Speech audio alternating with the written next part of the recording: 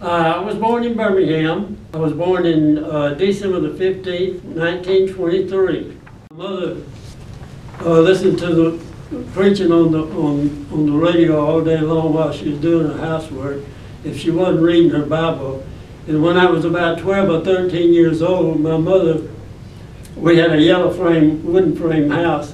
My mother got her a ladder and printed on the front of our house, "Jesus is the light of the world."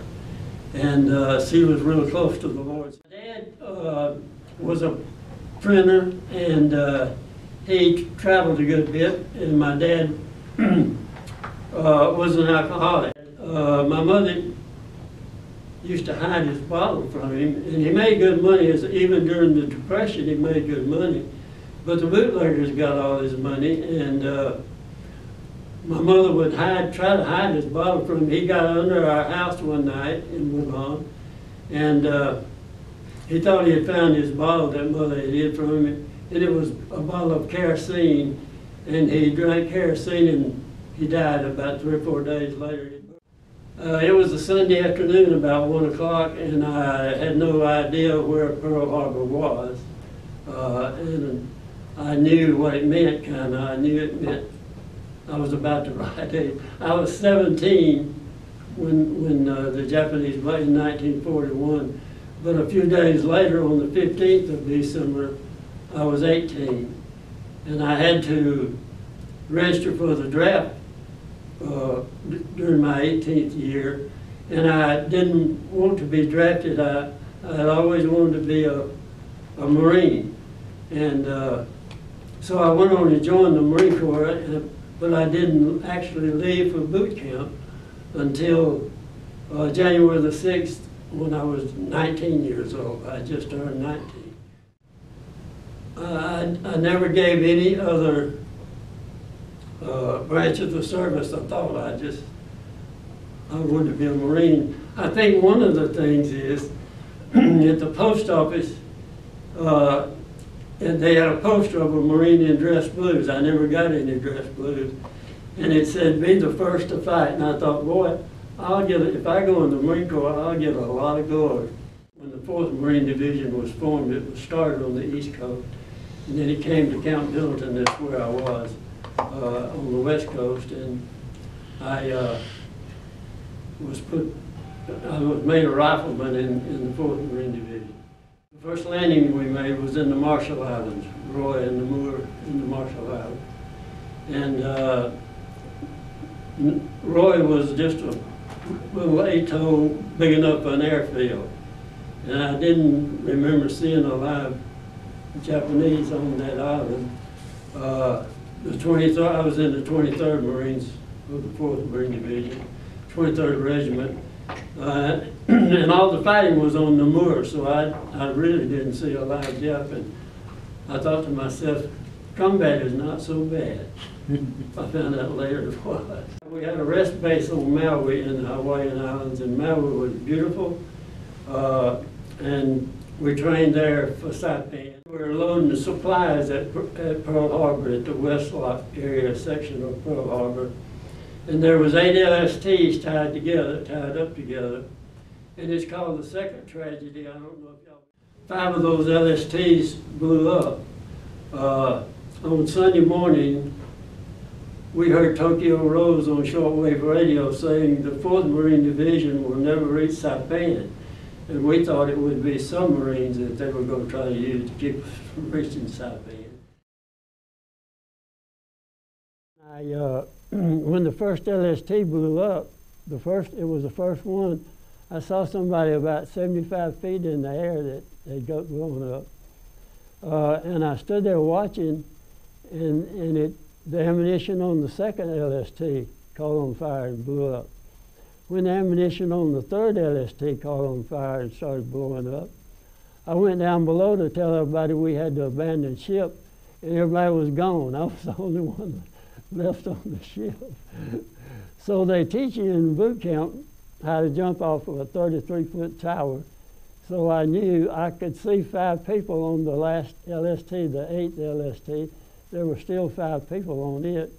And they had a Jacob's ladder hanging down. It's a rope ladder on the side of it. So I jumped in the water and climbed up on that rope ladder, and that ship was on fire in the forward part of the ship where the ammunition was stored.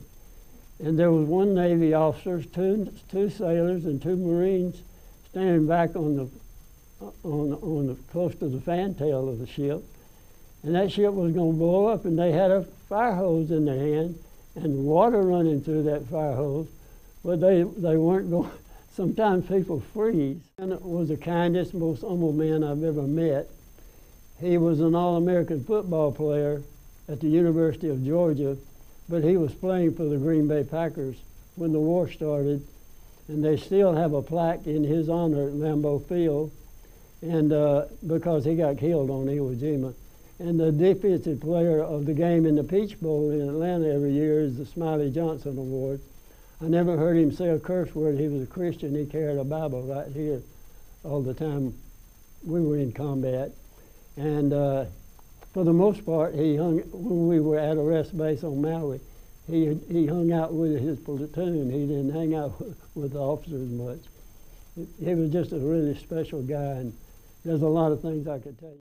Well, the landing on Saipan was really tough, and the Japanese, the first thing that I can think about is they had a long pier, and our Navy decided not to blow up the pier because they were going to load all of our supplies on ammunition and water and oil and all the things that, anyway, after they got all the supplies unloaded on it, the Japanese artillery blew up the pier, and I had to go 3 days without water on Saipan. So that's the first water they brought us to drink. They brought it in oil cans, and it was oily colored and tasted kind of like oil, but it was the best water I've ever drank. So when you go 3 days without water and it's real hot, it's tough. Not only that, but the Japanese counterattacked the first night on Saipan, and I had gotten in a, it was Carl, but I guess one of our big shells from the Navy ships had landed and made a pretty big hole. Me and another guy was in this hole, and we were on, it was a sugarcane mill in the little town. We were supposed to take Chair and Kanoa, which was a small town on. Anyway, the next morning it was a Jap. But right after that happened, there was a Jap on the other side of the road that I hadn't seen.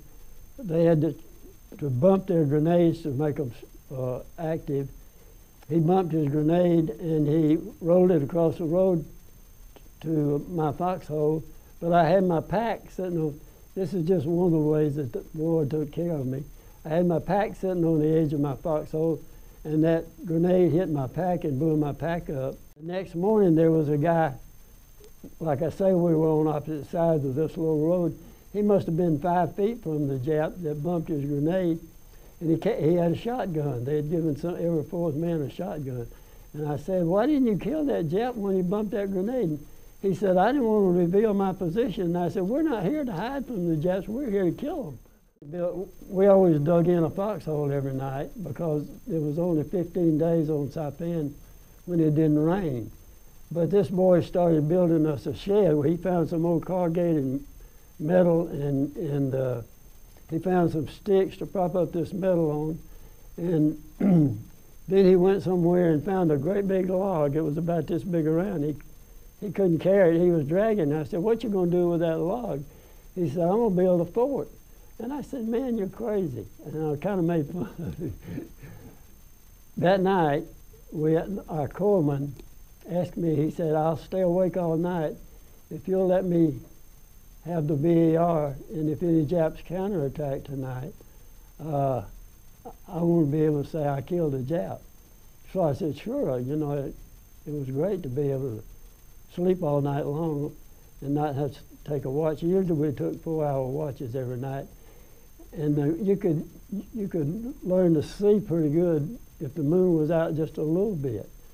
So the corpsman woke me up at 4 o'clock. He said, "I'm so sleepy I can't stay awake a minute longer if you don't mind taking over." So I said, "Sure." it wasn't 10 minutes till I saw a Jap patrol going by. It must have been from here to those doors back there from me. And so when I saw them, I just went up and down the line with my BAR shooting them. And I got all of them, I think. And of course they lay out there groaning the rest of the night. But I didn't hit one Jap. And he was laying facing me, and you can see a flash come out of a muzzle. I'm sure you all know that. And he fired back at me at my flash of that BAR. And the bullet hit that log right where it would have hit me in the chest and knocked splinters up in my face. So that log saved my life that night. The Japanese had convinced the civilians on the island that we would murder them and torture them. And a lot of them threw their children off the cliffs into the rocks and things, and the cliffs were real high on Saipan. A lot of them jumped, and we begged them. I mean, they had loudspeakers that begged them not to jump, but a lot of them jumped and killed themselves. We thought we were going back to Maui, and when we got aboard ship, they said, now you're going to take Tinian. Tinian was an island about 2.5 miles, I think, from Saipan, and Tinian was softer than Saipan. It wasn't too bad. So I did each one of these places. I lost really close people. After Tinian, we went back to Maui and trained for Iwo Jima. We didn't know we were going to Iwo Jima. And if any of you are not familiar, after we took Saipan and Tinian, the B-29s could reach Japan to bomb Japan, but Iwo Jima was about halfway between Saipan and Tinian and Tokyo. So, and they had fighter planes on Iwo Jima, and they were shooting up a lot of our B-29s. So that's the reason they decided we needed to take Iwo Jima. Know anything about Iwo Jima? We thought we would take it in 3 or 4 days. It was just 4.5 to 5 miles long and 2.5 miles wide at its widest point. But the Japanese general on Iwo Jima was really good. He got write-ups from some of the, I think from Howland Mad Smith, who was the Marine Corps head man. The Japs weren't on Iwo Jima, they were in Iwo Jima. He had miles of underground passageways from 30 to 75 feet underground. So all our pre-bombing on Iwo Jima didn't affect him any. And he had every inch of Iwo Jima zeroed in for wherever our front lines were. That's where we got all the artillery and mortar shells and small arms fire from. And the first day on Iwo Jima, we couldn't get off the beach. Iwo Jima was an extinct volcano, and it was sand mixed with ashes. And when you tried to run in it, you'd bury up about that far. But they had everything zeroed in on the beach on Iwo Jima, and I think we lost over 1,500 killed the first day on Iwo. Kind of on the southeast side of Iwo Jima, and right above where we landed, the 5th Division had to take Mount Suribachi, and it was kind of in the shape of a pork chop. Our job was to take the first airfield. We went up kind of at the end of the airfield and turned right to go north on the island. We were kind of in the middle of the island. And we took the first airfield the second day. And I never will forget, there was a little bit of at the end of the runway, we got underneath a little cliff-like place where we could see other guys coming across the airfield, and it was like watching a movie. You could see bullets hitting all around them when they tried to run across the airfield, and you could see some of them falling, and it was just, I never will forget thinking, this is like watching a movie, and it's real. It's really happening to these guys. They can't shoot me. You know, pride goes before destruction, the Bible says, and the Holy Spirit before a fall. They can't shoot me. I started off running, and I ran about 30 yards, and like I say, you couldn't run very long in that volcanic ash. As soon as I started walking, I got shot. I got shot right here above my left ankle, and the shock of it, it's like getting hit with a baseball bat. The shock of it made me throw my VAR away, and I knew I couldn't go try to find my VAR if they were shooting heavy. I knew I needed to get underground. So I started hopping on one leg, and I've never seen anybody get shot that didn't knock them down. And I started hopping on one leg, and my foot was flopping like this, but I wasn't hurting. And I finally found some steps leading down to their underground tunnel. And I hopped down those steps, even though I had a lot of ammunition on me. I hopped down those steps on this one leg and didn't miss a step. And when I got down far enough that I could get out of their line of fire, I lay back down, and then my leg, I couldn't stand to move it anymore. The feeling came back in my leg, and I couldn't even flinch. I took my belt off and made a tourniquet for my leg, but I knew I was a dead man. I knew that if the Japs had seen me shoot me, that I was going to see a Jap down at the foot of those steps, and they were going to kill me. I lay there about an hour, and no Jap showed up. I don't know if any of you read the Bible or not. But Daniel in the lion's den, God closed the lion's mouth. So I don't know what happened to those Japs, but no Japs ever showed up. Somebody had seen me get shot, and they had gotten in touch with a tank. After about an hour, this tank came up, blocked the entranceway to these steps.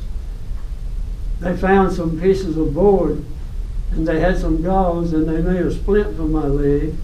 They put me on the back of that tank and carried me to the beach. At the beach, there was hundreds of guys laying on stretchers that had been wounded. And the guy laying next to me, I thought he was dead. I knew there was some dead ones there too. They flew me back I went on a hospital ship back to Saipan. From Saipan to WWII Heights Naval Hospital at Pearl Harbor is where they operated on my leg. They put I was thankful they didn't take my leg off. After I left Pearl Harbor where they operated, they flew me back to the States. I was at Oak Knoll Naval Hospital in Oakland, California, for I guess maybe a month. I had an uncle. I was real bashful. I'd never had a date all this time. I was so bashful after I quit school and went in the Marine Corps. I never had a date. I was too bashful. My uncle, my dad's brother, lived in San Francisco. He had two teenage daughters, one 17 and one 19. They brought about 20 girls to that ward where I was on the hospital at Oak Knoll in Oakland. And I was the most popular guy on that ward. Those guys couldn't do enough for me with all those girls coming in. I had one young lady that would come to see me every day and write me a letter every night while I was there. So I was so afraid when I found out that they were going to transfer me to Pensacola Naval Air Station Hospital, close to Birmingham. It was the closest naval hospital close to Birmingham. I didn't tell her I was going to get transferred because I was afraid she'd want to kiss me bye, and I didn't know how to kiss a girl. I stayed in the hospital at Pensacola Naval Air Station for 14 months. At that time, my lieutenant had taught me about lifting weights and everything. I weigh about 140 now. I've shriveled up to nothing, but I weighed about 215 then, and my troubles weren't over with. When I got to Pensacola and got on the ward there, I went to the gym every day and worked out. The nurse on the ward started trying to get me to take her to the movie. She was an officer and I was an enlisted man. I finally told her, there was a guy slept above me named Patrick. I said, if Patrick will go to the movie with us, I'll take you to the movie. What happens in the Marine Corps? I did receive a Silver Star on Saipan. We fought a fight one day where everybody was getting killed. My assistant BAR man was laying right beside me, and he raised up, we were going to take this hill. At the top of the hill, there was thick underbrush and huge boulders and everything. At the bottom of the hill, it was just like this rug. For the first 2/3 of the hill, it wasn't any cover at all. And we started to take up this hill, and the Japanese pinned us down. And like I say, my assistant raised up just a little bit to ask the lieutenant something, and a bullet split his skull. It killed him, and it ended up, a lot of the guys got killed trying to take that hill, and we didn't take the hill. We got driven off the hill, but I stayed on the hill with my BAR till everybody else got away. And my lieutenant put me in for the Silver Star,